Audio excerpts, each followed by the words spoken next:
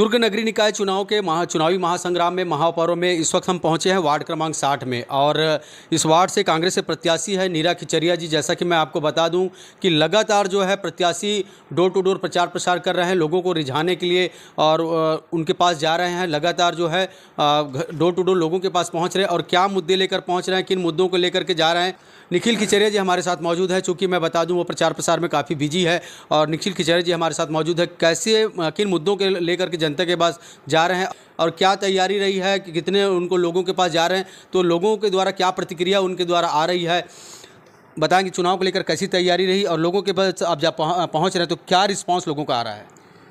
चुनाव की तैयारी तो भैया मेरी बहुत पहले से चल रही थी, जिसमें मूलभूत सुविधाओं को मैंने पहले से फोकस किया हुआ था जनता की। जो उनकी छोटी छोटी जैसे राशन कार्ड किसी का बनवाना, किसी का जन्म प्रमाण पत्र बनवाना, मृत्यु प्रमाण पत्र बनवाना, ये सब मैं पहले से करवा ही रहा था।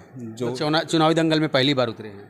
मैं पिछला चुनाव भी वार्ड 59 से लड़ा था जी, और जिसमें मुझे हार प्राप्त हुई थी।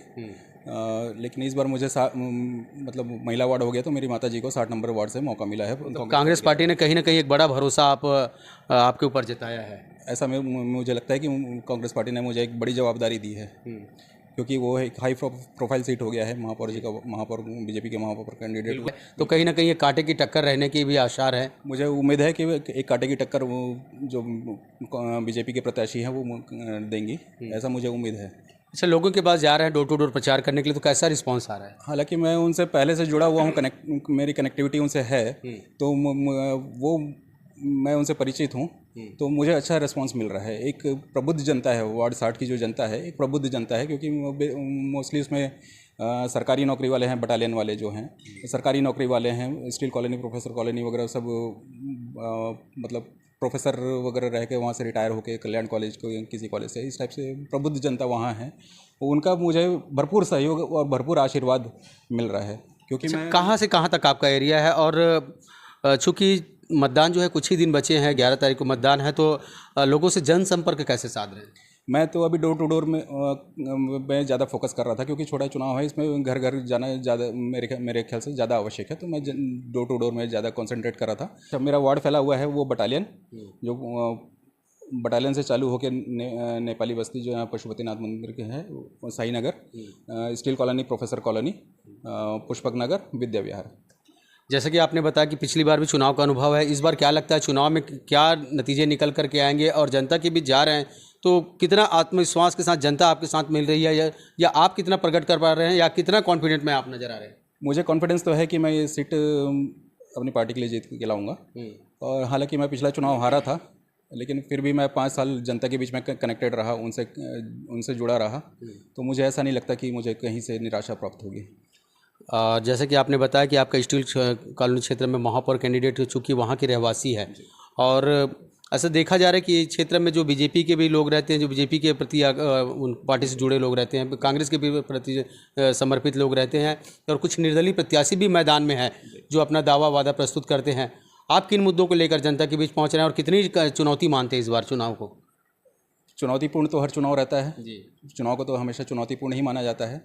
अब यहाँ पे बहुत जैसे जिम की आवश्यकता है, वार्ड में कहीं जिम नहीं है लोगों के लिए, वो सबसे महत्वपूर्ण आवश्यकता है। फिर बटालियन का जो सड़क है, बटालियन के कहीं मतलब जो नए ब्लॉक्स बने हुए हैं उसमें पानी नल का कनेक्शन नहीं है, तो मेरी सब वही प्राथमिकता रहेगी, जो मूलभूत सुविधाएं हैं लोगों की, उसको मैं जल्द से जल्द पूरा कर सकूं। क्योंकि वही मैं जानना चाह रहा था, वार्ड में मूलभूत बुनियादी सुविधाओं की अगर बात करें तो वार्ड में फिलहाल माहौल कैसा है? और दूसरी बात है, अभी गर्मी के दिनों में देखा गया है कि काफ़ी वारदात जैसे कि शहर में हुई है, तो शहर की वार्ड की सुरक्षा को लेकर के CCTV कैमरास वगैरह की क्या व्यवस्था है आपके वार्ड में?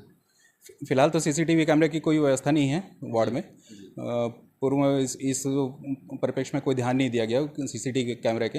लेकिन जैसे अगर मैं जीत के आता हूँ, अगर मुझे मेरी माता जी को अगर मौका मिलता है, तो फिर मेरा प्रयास रहेगा कि जहाँ भी अगर जनता की सुरक्षा के दृष्टि से CCTV कैमरे की ज़रूरत है हर चौक चौराहों में, उसको प्राथमिकता पे पूरा किया जाएगा। और पेयजल वगैरह जैसा है, जैसे बटालियन में बहुत ज़्यादा आवश्यकता है पेयजल की, तो उसको मैं पूर्ण करने की कोशिश करूँगा। क्योंकि पहले भी देखा गया कि कई जो नए ब्लॉक्स बने हुए हैं वहाँ पे टैंकर के द्वारा वहाँ पे पेयजल की व्यवस्था गर्मी के दिनों में किया जाता था। तो मैं वही कोशिश करूँगा कि पाइपलाइन वहाँ पे जल्द से जल्द बिछाएं।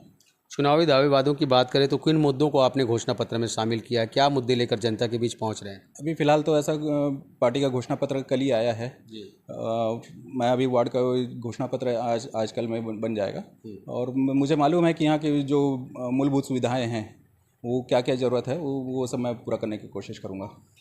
मतदाता कितने हैं आपके और क्या लगता है कि कितने वोट जो है आपके वार्ड में जो है कांग्रेस के खाते में जाएंगे? देखिए यहाँ पे 4 बूथ है, एक अनुमान। हाँ, एक 4 बूथ है, 3910 यहाँ मतदाता हैं इस वार्ड नंबर 60 में।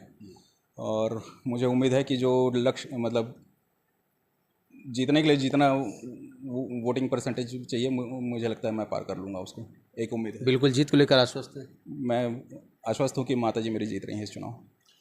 वार्ड क्रमांक 60 में चुनावी दौरे के दौरान हमने बातचीत की निखिल खिचरिया से और मैं बता दूं उनकी माताजी साहब वार्ड क्रमांक 60 से चुनाव के मैदान पर है और डोर टू डोर प्रचार प्रसार चल रहा है। और चूंकि हर वार्ड की कहीं ना कहीं एक मूलभूत समस्याएं होती है जिनको पूरा करने के लिए प्रत्याशी बिल्कुल दमखम लगाकर जनता के बीच जा रहे हैं। और जैसे जैसे चुनाव की तारीखें नज़दीक आ रही है, 11 तारीख को मतदान है, तो डोर टू डोर पहुँच रहे हैं और जनता के बीच उनका रिस्पॉन्स आ रहा है। जनता का नज़रिया जो है चुनावी कैंडिडेट के प्रति भी देखने को मिल रहा है। चूँकि दावे और वादे सभी प्रत्याशी कर रहे हैं और निखिल खिचरिया भी अपने दावे और वादे के साथ जनता के बीच पहुंच रहे हैं और कहीं ना कहीं काफ़ी कॉन्फिडेंट में नज़र आ रहे हैं कि जनता बिल्कुल इस बार उन्हें जीत दिलाएगी। राजधानी रिपोर्टर के लिए लोकेश साहू।